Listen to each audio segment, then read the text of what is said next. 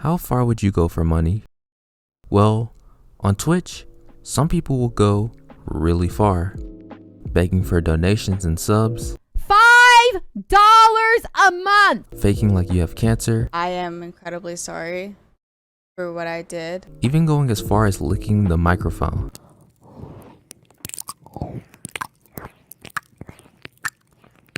But there was one streamer in particular who took things to a whole new level.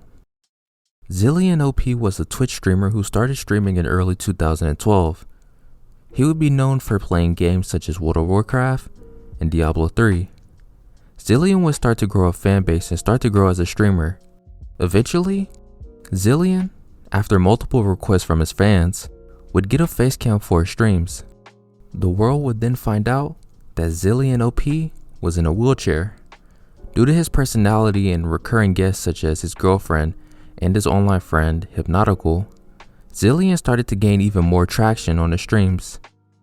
Zillion being in a wheelchair also helped him, as people would give donations to the streamer out of sympathy, and zilianOP just became known as the wheelchair streamer.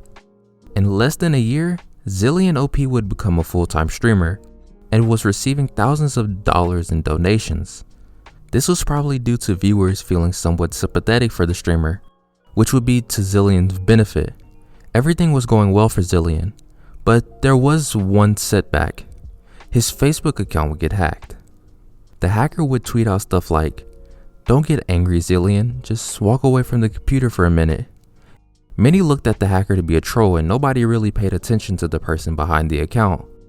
Zillion would continue to stream full time, and on April 15th, 2013, something remarkable would happen.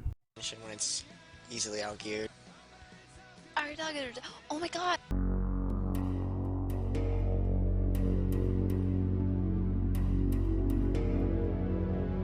Hold it. Run that back.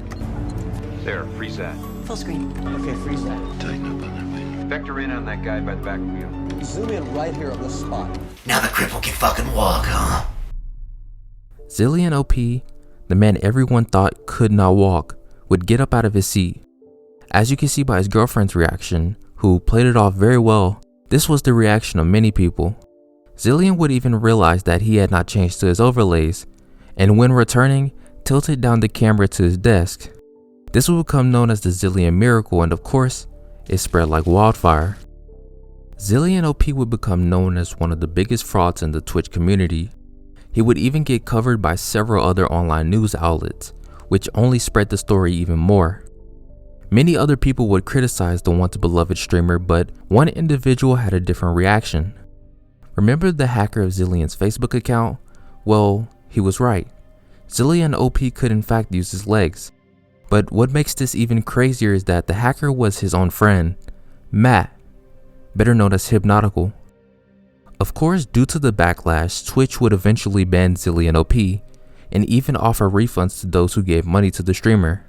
Zillion would then go ghost from the internet, not addressing nor apologizing for the situation. He would later return to streaming on the website called Hitbox, which essentially nobody cared about. Zillion eventually left the internet for good, and one of the scummiest streamers would never be seen online again. Well, actually, no. In April of 2020, Zillion would silently return to Twitch under a new name. It's Bluish. Zillion, now known as It's Bluish, would stream World of Warcraft for a small audience, not bringing up anything about his past and somewhat separating himself from it. But of course, this wouldn't last long. Hypnotical, the old friend and Facebook hacker of Zillion, would clip It's Bluish's stream and post it onto Livestream Fails, exposing It's Bluish as zilianOP. This again would blow up, and many people would be mauled and report the new channel. After realizing that his identity had been found, It's Bluish would start a live stream and finally somewhat address the matter about the disability. He would go on to discuss how him faking a disability was blown out of proportion and that there was a lot of misinformation and speculation around the incident and his name. It's Bluish would go onto his Facebook and show photos of him in a wheelchair months before he even started streaming, showing that he didn't just make up him being in a wheelchair just to get donations for his stream. Even though Bluish showed some pretty convincing evidence, he was still banned again. He would be banned from Twitch for ban evasion and eventually move over to Mixer to stream. You could probably guess how that worked out. He then would start a YouTube channel under the name It's Bluish and stream from there. It's Bluish would start to become more vocal about the situation that happened 8 years ago. It's Bluish would even start to talk to creators directly about the situation and what had happened. If you would like to hear more about the situation, check out Wavy Web Surfs and I Do RL's videos on the topic, as I will be summarizing a majority of it. Before Zillion would even start streaming, he was in a car accident, which put him in a wheelchair. So Zillion genuinely needed the wheelchair and did not just fake a disability for views and money. But what about the Zillion miracle clip? Zillion's dog had been chewing on his wires all day long, and in an instant reaction, Zillion got up to stop the dog from chewing on the wires. We found out that he ended up falling off camera, and you can even see due to his hunched back that Zillion may not have been used to walking that much. Well, what about the reaction from his girlfriend? Oh my god, we took our dog, like to the fish shop. If you know about Twitch, there is a little delay between the stream and the viewer, so there would be no way of her to have such an instant reaction to the situation. So if everything was blown out of proportion and the claims against Zillion were untrue, why wait 8 years to come out? Well, I'll let him tell you. I apologize for not being open about what was going on. I mean, I can actually apologize again, and I feel like it's something that I can't apologize enough for the people that were truly misled at the time.